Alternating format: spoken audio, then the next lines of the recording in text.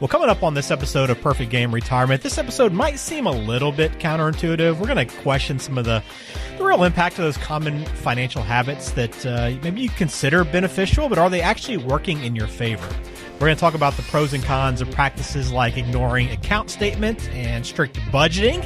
So this could be a practical discussion, and I think we're going to cover some unexpected effects of everyday money decisions. We'll talk about that next.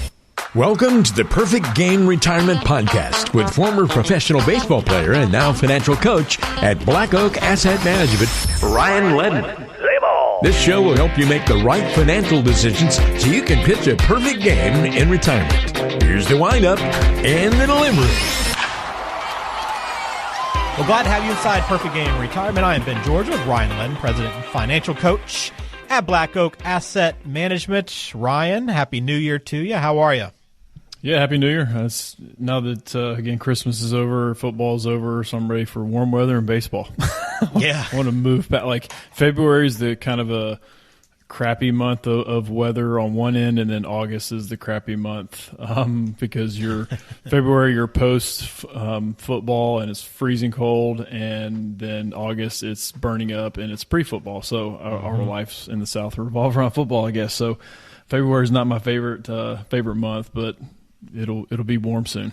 Yeah, we'll have the pitchers and catchers reporting pretty soon, and that's right. Braves look to be in line for another strong year, so we'll see. Got to keep up with the Dodgers, though, at this point. Good Lord, that's just almost not fair, but I know. Money talks. Yep, absolutely. Well, we got a good show coming up for you today. If you have not logged on and checked out Ryan's website and want to learn more about Black Oak Asset Management, check it out, blackoakam.com. And then jot down this phone number if you want to follow up and talk about your money habits, or just, it's a new year. Do you want to begin planning and just making sure you're on the right path to retirement? You can always call 470-508-0508. So we're talking about good money habits and whether they're actually holding you back. It's an interesting kind of thought here, Ryan. It kind of goes against, what you would think. These are good money habits. These are supposed to be benefiting us, right? But maybe not necessarily the case. Yeah, it's kind of, you see the headline like, good money habits holding you back. Like, what in the world are they talking about? So this is not trying to be clickbait or anything like that. Or, we do like to kind of grab your attention. But, yeah, sometimes, and we'll discuss several different topics today, but sometimes they can hold you back. Yeah. Well, let's start off with this one. Ignoring account statements. We always talk about you don't want to be just paying attention to your account balances every day, just obsessing over where you stand and worrying and just getting too high and low about what's happening every day. But why is that maybe a bad thing if you're ignoring your account statements? Gosh, there's a ton of different reasons. I'll try to keep this somewhat short and sweet. But yeah, there is a fine line there. There's checking it every single day. If you check it every single day and just to see, hey, what did I do today? Boom, you look at the balance and then move on. Okay, I'm okay with that, just being aware. But if it's causing anxiety, if we're worried, because usually the down days pain is a whole lot worse than the good days of the joy of when it does go up. So it's okay to be cognizant of where things are at, but yeah, if it's adding to your stress levels of your life, then please don't do that. So maybe check it once a month. Now, most of it is online. Most of it's paperless. Most people don't get paper statements anymore. Some people do, and if you do, sometimes it's only quarterly. So, it's quarterly. I don't know. Maybe that's enough for some people. It just depends on what stage of life they're in and if they're in an accumulation phase versus decumulation phase. But completely ignoring it, I tell people this is still your money. We're the advisor. We're the fiduciary on here as accounts, but this is still your money. So you want to know and be aware of what your money is in, and hopefully as an advisor we're communicating that. But if you have questions on that, you need to ask those questions. Okay, why was this done? Why were we trading here? Why did we sell out of this? And that's what an advisor does. They usually have discretion over those accounts to be able to trade, rebalance, whatever that may be. So being aware of what's going on, because like I said, it's the client's money. It's their money, not ours. So obviously we're doing to the best of our ability to monitor it and hopefully long-term grow that money, but just completely not knowing and not having a login, or just, maybe getting a statement and throwing in some notebook and never looking at it again. I think you need to be more aware than that, but certainly checking it every single day and worrying about this stuff. It's, to be honest, to be perfectly candid, I don't look at my own stuff. I know how it's allocated. I know how it's done. I know how it's invested. I know being in my mid-40s, I'm not going to need this money for probably 30 years, maybe a little bit less, but probably a long, long time. I don't worry about this stuff. Now, this is what I do all day long. So I'm looking at, I don't want to say that my accounts aren't where they should be, but it's kind of the story of the landscaper with a bad yard. They're taking care of everybody else's yard, and I'm not saying mine is bad, but I definitely put more emphasis in other people's accounts than my own. Yeah, that's a good way, good perspective on it. So account statements, one thing that you think maybe ignoring them is a great thing, but not always. So here's like this next one, right? Because I would think a strict budget's a good thing. You want to stick to it. I mean, it's so hard for us to budget, but why might just being too on top of it and being too disciplined be a bad thing? Kind of the same point as the first one. There's sometimes a fine line between being strict and knowing where every dollar is going, and then it being obsessive about it. So there is a balance there, especially if you're married. There needs to be a balance there, and usually one is more detailed than the other. Not always, but that's kind of very stereotypical. But usually one kind of is the spreadsheet person and knows where everything is going, and the other one is kind of the free spirit. And Dave Ramsey in his Financial Peace University class says one's the nerd, one's the free spirit. That's in general, but there's a lot of truth to that. I've done a lot of FPU courses, and I see it all the time. If you got two heavy nerds, then oh man, you're gonna be like scraping pennies and not doing anything. So keeping a strict budget is good, but you don't want it to be over-categorized. I've worked with people that have 25 different categories where money goes into, or different buckets inside their monthly budget. Well, that's paralyzing for a lot of people. People are like, what? Like that many categories? I've even taught a class with Financial Peace University. He had 12 bank accounts because he knew exactly how much he was going to spend in each category and what bill was tied to what. And again, for some people, that's like, yeah, that makes total sense. But for most, that's like, oh my gosh, that's way too much to keep up with. So keeping a strict budget is good. Don't have that many categories. Maybe have 5, 6, 7 categories. I wouldn't go over 10 because you can kind of have that miscellaneous bucket that kind of captures the rest of your monthly budget that doesn't maybe have a category or may pop up out of nowhere, like kids travel ball dues, like that pops up all. I'm like, oh man, that's this month. So there's going to be things that happen, but too strict, that can get way too much, and it can be paralyzing for some people who just don't think that way. Yeah, it just kind of goes against what you would normally think, but it makes a lot of sense why you don't necessarily need to be too strict and over restrictive about stuff. So good thing to keep in mind. All right. As someone that's been a Dave Ramsey Smart Investor Pro, Ryan, debt's obviously something that you pay a lot of attention to, right? You want to pay it off, get it taken care of. But the next one on our list here is just paying off debt early. We know it's a good thing to get rid of debt, but why might it be a bad thing? So, yeah, I mean, it's never a bad thing to me paying off debt early, especially it's a no-brainer. Your high interest stuff, your compounding interest stuff like credit cards, trying to get out of debt, student loans, cars, all that stuff. It still needs to be a priority. When it comes to houses, I actually, for the first time since I've been in the business, now again, I haven't been in the business forever. I've been into, what are we now, 11 and a half years. I'm like doing the math. I'm like, oh my gosh, 11 and a half years. So this was not my first career. I transitioned into it. So this is the first time in my career as a financial advisor that you can at least have a conversation about, okay, I got this chunk of money and it's just sitting there and I can earn this rate of return on a CD or a treasury or a money market mutual fund.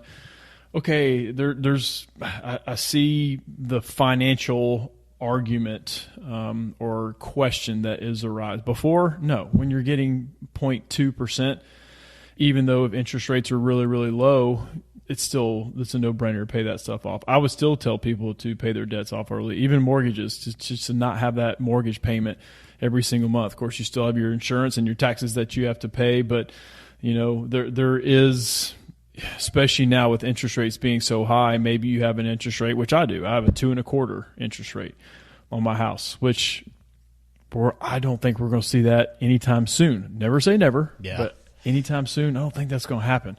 Now, my interest rate on the business that I have, as far as the office that I have now, it's 7.5%. Okay, my priorities have changed. I still want to pay this thing off early, but okay, my house is kind of pushed back a little bit, so I want to pay this office off early.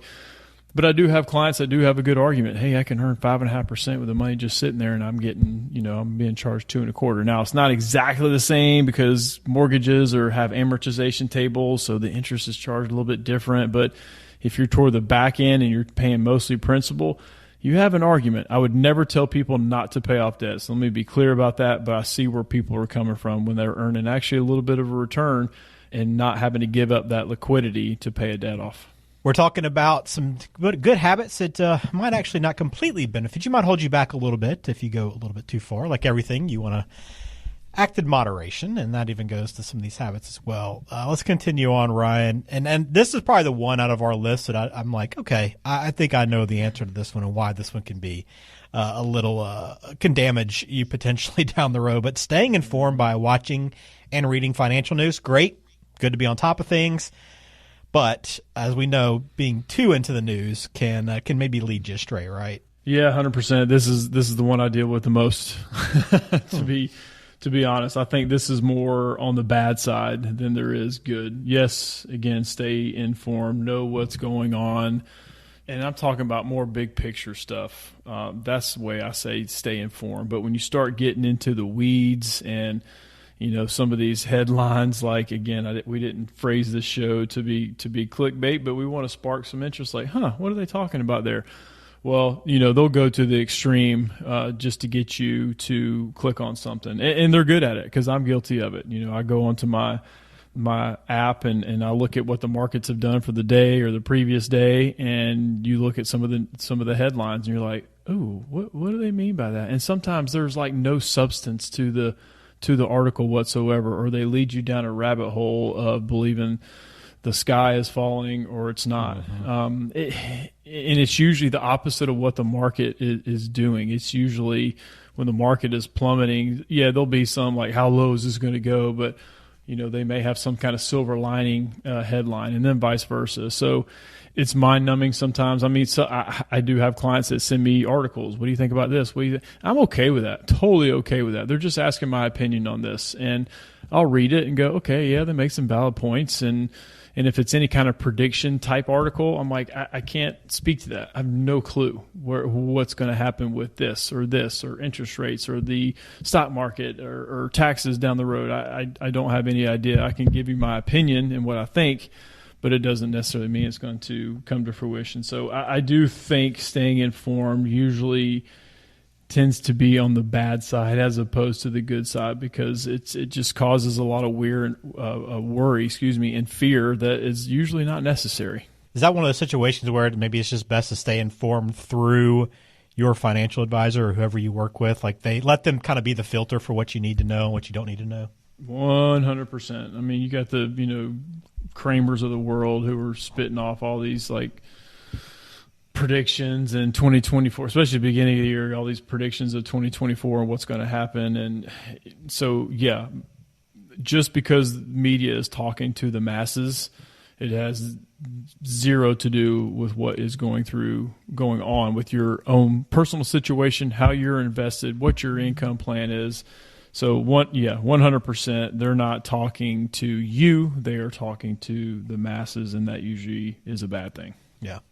All right, we've got a couple more here to go through, some habits that are good, but, too far might not benefit you. And one of those is consistently building your emergency fund. It's important, so important to be putting money into this fund so that you can protect yourself in case an emergency does pop up. But, Ryan, why would it be a bad thing to continue putting money into this and continue growing it every month?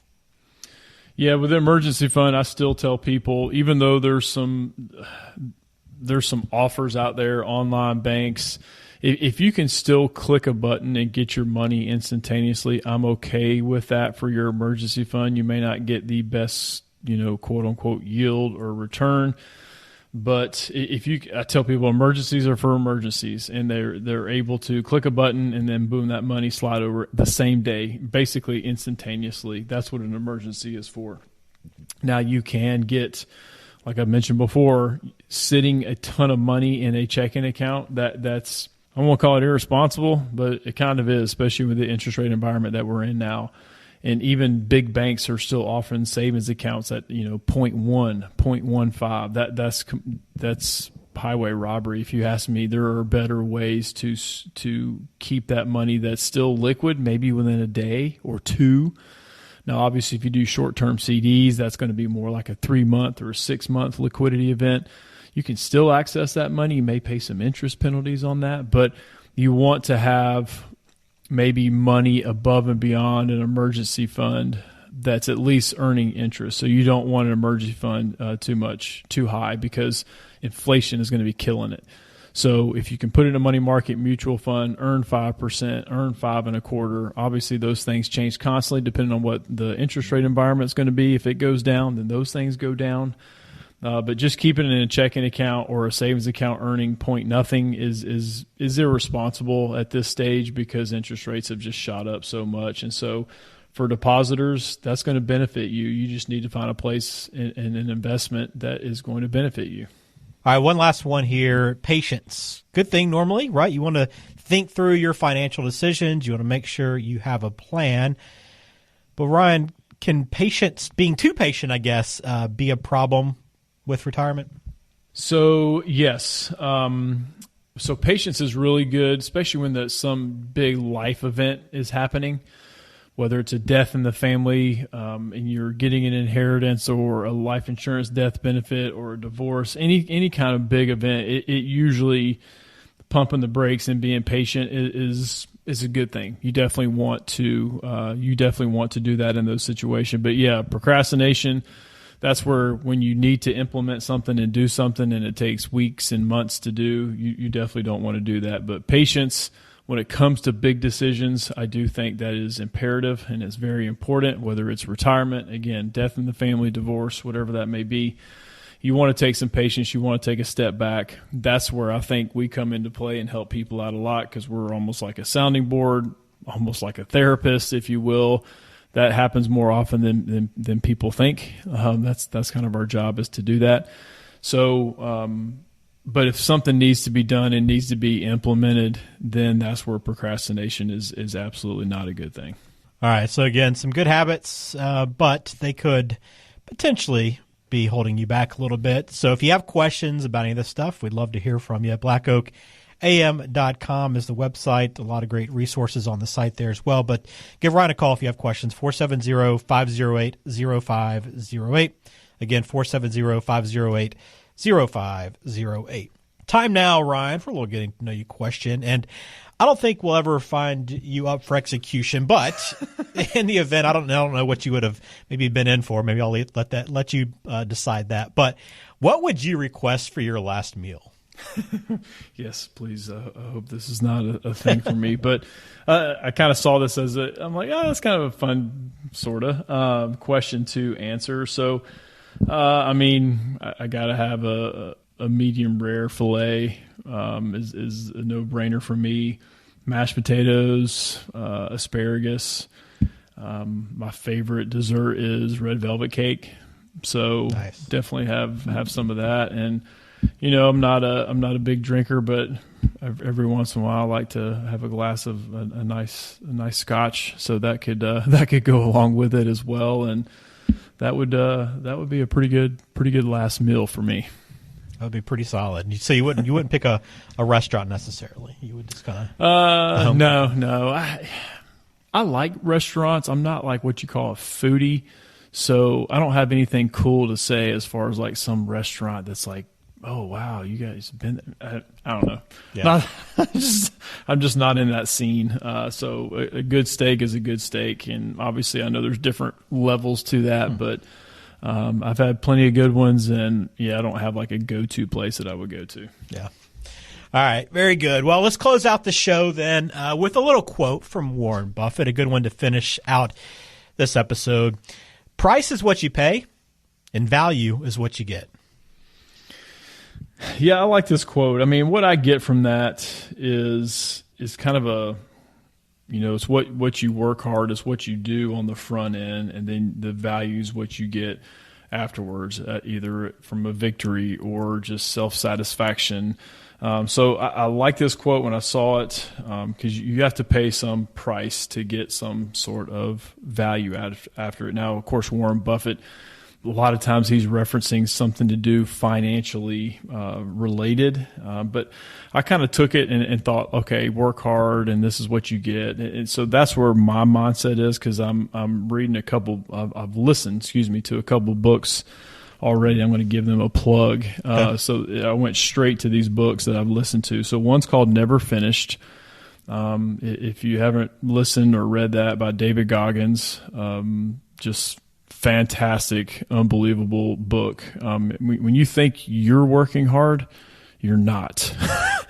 When you listen to what this guy goes through and what he's done and where he's come from, I mean, it is, it's humbling when you read what he has gone through and what he does. Another one, I'm actually reading it right now. Let me pull up my audiobook here, is Endure by Cameron Haynes. So again, once you start listening and reading these types of books, that's all you get is suggestions. So I'm kind of staying in that realm. Discipline is Destiny. Another one, like my wife looks at me and says, "Oh my God," just rolls her eyes at me when she sees the books that I listen to and read. But anyway, my mind went straight there when it talked about the price you pay, the value you get. Again, probably more money related with Warren Buffett and the show, but for me, kind of what interests me is things like that, and what people go through, and discipline, and what it produces, and challenging yourself and getting better every day. And he talked about, the Tom Brady's of the world who win multiple Super Bowls. It's not to win a Super Bowl. That's not his goal. His goal is to get better at something, get better as soon as he wins the Super Bowl. Okay, what can I get better at? And that's what should drive you, because if it's just a Super Bowl, and I remember, Brett Favre, that was his goal, was to win a Super Bowl. And as soon as he did, he was like, this is it? Like, this is what I've worked for. Now I've done it. Now what? So if that's what you make your end goal, it's not gonna be fulfilling. But if you continue to get better, that's what continues to challenge you every single day. Anyway, kind of went down a rabbit hole there, but just wanted to plug those books. So if anybody's interested, a big reader or a big listener, then I would definitely check those books out. All right, very good. Great way to end the show. Thanks for listening to Perfect Game Retirement. Again, log on, blackoakam.com. Schedule your Retirement Coach 360 session now, or give Ryan a call if you have questions, want to talk to him directly. It's 470-508-0508. Ryan, appreciate the time as always. Have a good week, and we'll talk to you soon. Thank you.